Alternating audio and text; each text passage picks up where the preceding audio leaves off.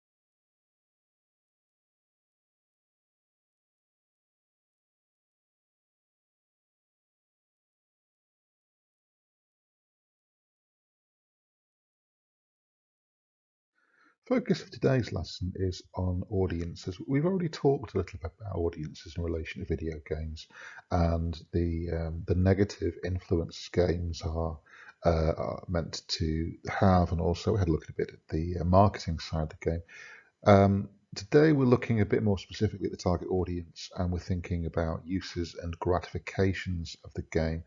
So we'll review uses and gratifications theory, and we'll look a little bit about how the game offers audiences some pleasure.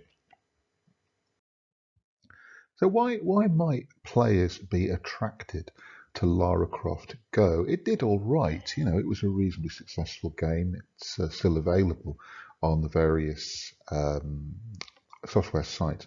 So firstly, Lara Croft as a brand is attractive. As we've discussed, Tomb Raider is a very well established brand in gaming. It's over 25 years old. Lara Croft is a very identifiable figure. So the brand identity is something which might bring in players who are aware of Lara Croft, but the game design itself is quite attractive. For a Tomb Raider fan, there are lots of Easter eggs in the game, and by that I mean lots of little references to other aspects of previous Tomb Raider games. So there's a pleasure there in spotting those, sort of partly to do with information and partly to do with entertainment, and partly to do with identity, actually. That sense of something, it links to your personal history. The game itself is very well designed. The look of the game, as we've talked about, the graphic design is very attractive. The sound design, particular soundtrack, is very immersive.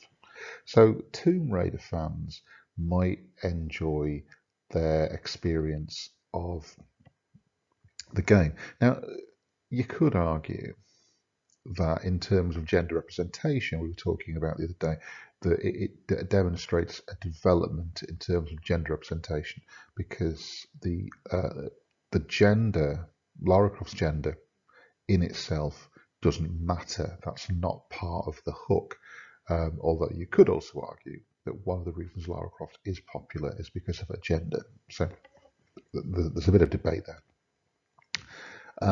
It may well be that you've never heard of Tomb Raider. It may well be that you've never played a Tomb Raider game, and what you are interested in is puzzle games, or indeed Go as a franchise. So it might be that you played Hitman Go and you enjoyed that, and you see Lara Croft Go as a sequel game rather than a franchise game. And so for Tomb Raider fans, it's the opportunity to play another game in a well-loved series, to have an additional experience in that world. For non-Tomb Raider fans, it's about the genre, it's about the puzzle game, it's about the perhaps having enjoyed Hitman Go, you now want to play the next game in the series. For both groups, the attractive design of the game will obviously act as an additional hook.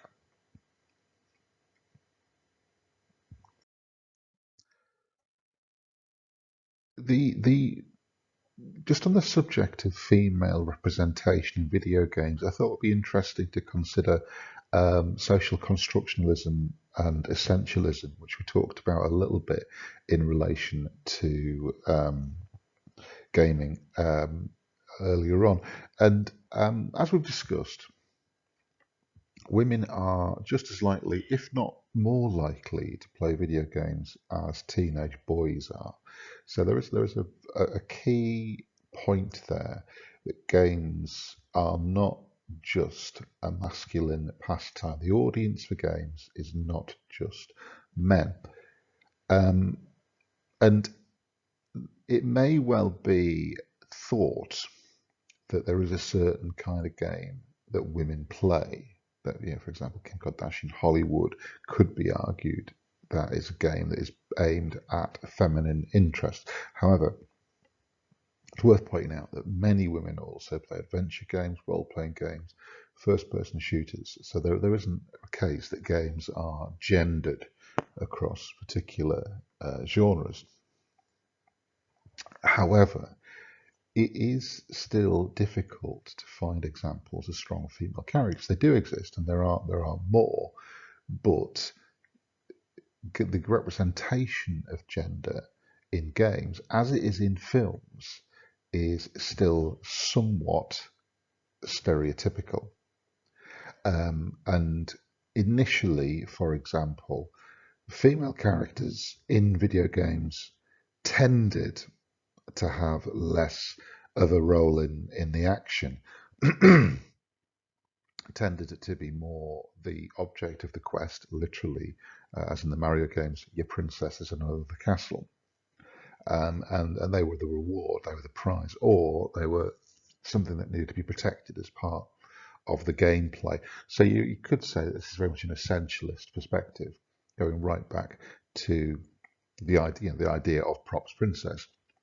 That in the fairy tale, it's the prince who has to rescue the princess, and that this is something that's very much an essentialist perspective. Or, rather more disturbingly, women are presented as sexual objects, they're presented as victims of male violence, presented again in a stereotypically negative way.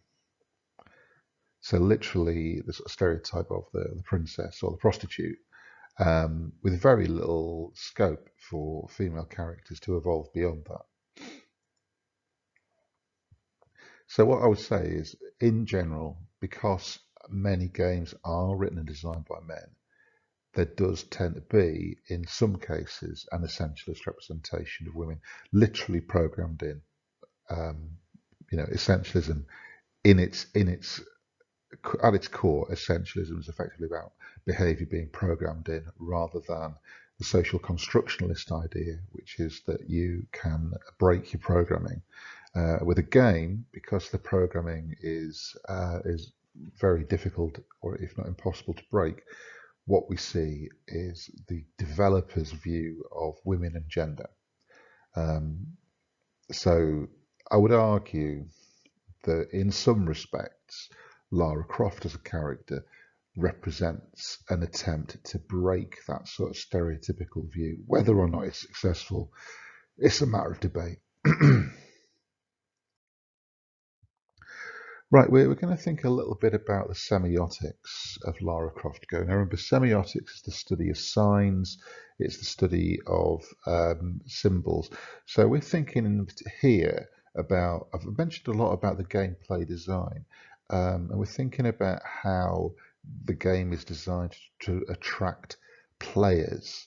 And if you look at the images on the screen, you'll notice that some of the hooks of the game to do with the amount you can do over 115 challenging puzzles, and the nature of those puzzles, overcome dangerous obstacles and deadly traps. So you can see that there is an attempt there to hook players in. So it's a puzzle game with elements of narrative, and in terms of the narrative, effectively the narrative is very simple. Lara Croft needs to get from one side of the map to the other. She needs to find effectively clues to get through some doors. So it's very, very simple narrative structure, and in fact, it's only there as a hook for the game, the puzzles. Right. So the puzzles themselves are the point of the game. It's not getting the keys or the jewels or whatever. They are simply objects to hang the puzzles off. The object of the game is to solve puzzles, and effectively, heroes and villains, as we've discussed, and there is a sort of moral grey area here.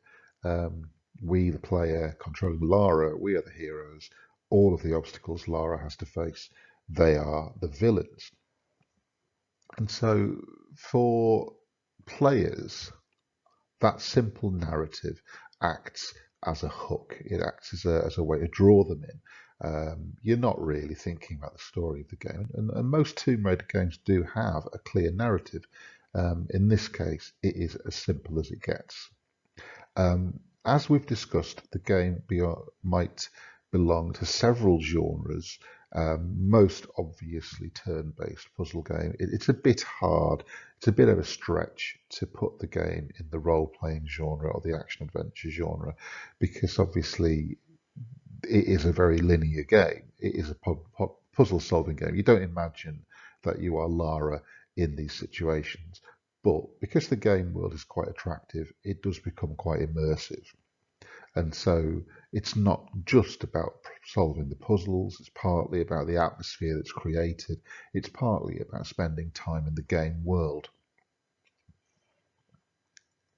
And so when you were looking at the critical praise of the game, you might have discovered that it has been praised for its visual appearance, and it is a very attractive game.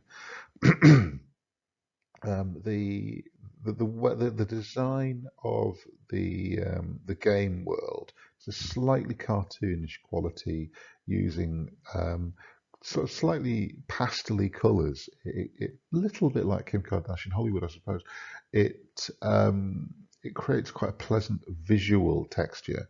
And there's a lot of depth to that world. There's a lot of thoughts gone into the design. Similarly, the soundtrack, which the kind of this ambient soundtrack that it's got, is quite pleasant to listen to.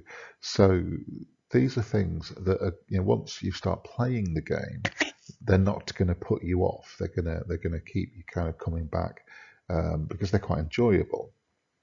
And what's interesting, one of the interesting things about the game is you go straight into it. There isn't actually a formal tutorial. Effectively, the first few levels act as a tutorial, but they don't tell you that you're playing a tutorial. It just kind of, you get straight into the game, and the game teaches you how to play it as you play it. And that partly helps tell the story without interruption. It suggests that the game has been well constructed, that the designers and the developers felt enough respect for the audience to know that the audience would be able to learn how to play the game by playing, rather than needing a tutorial. Now, it's interesting. The main series Tomb Raider games, particularly the early ones, often had a tutorial level. And that was effectively a level separate to the main game, where you could teach yourself how to control Lara Croft. And that was very much a feature of the main Tomb Raider games. And gradually, over time, the developers kind of created a mini game within that. But it's quite an interesting challenge to that this game doesn't include a tutorial. For some audiences, that might be seen as a hook.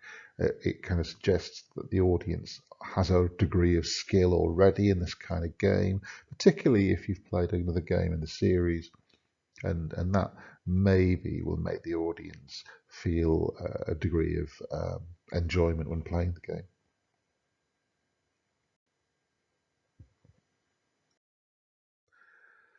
So thinking about the target audience, we need to think a little bit about who the target audience for this game is, and how games like Lara Croft Go fulfill audience needs and desires. And we've already talked a little bit about negative influences of gaming.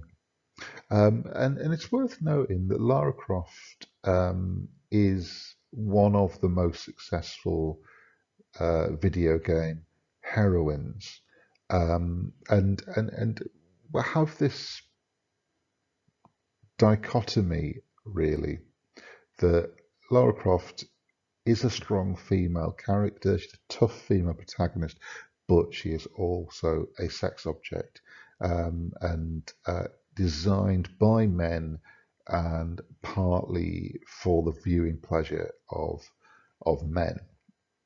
Um, So what I'd like to do, I'd like you to think a little bit more about the reviews of the game.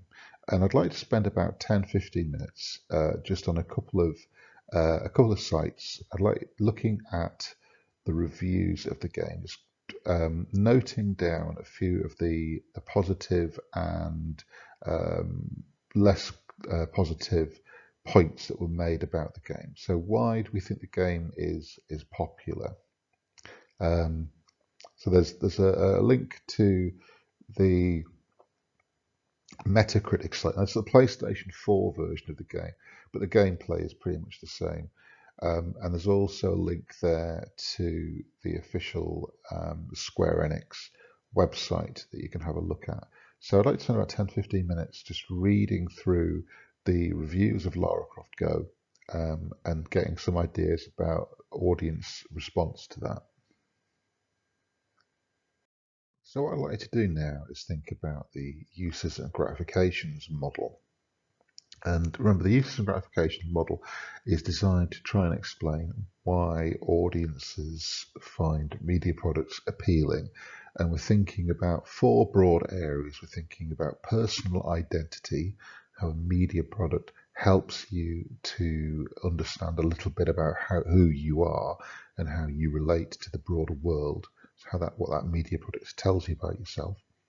Social identity, which is social interaction, which is how the media product allows you to develop socially with other people. Escapism, which is how the media product helps you find escape into another world as opposed to your own world.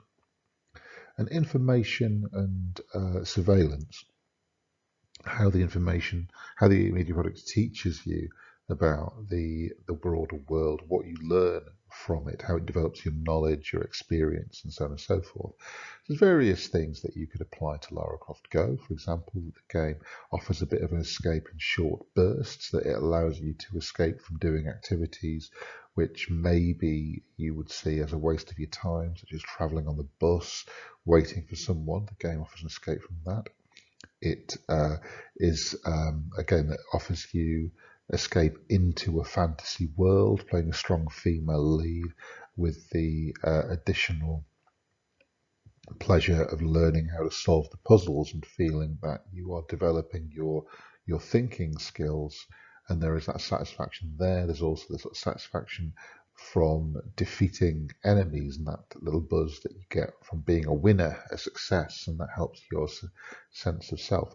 So there are links there to some trailers. There's a link to a gameplay clip, which is the end of the game, the official Lara Croft Go website.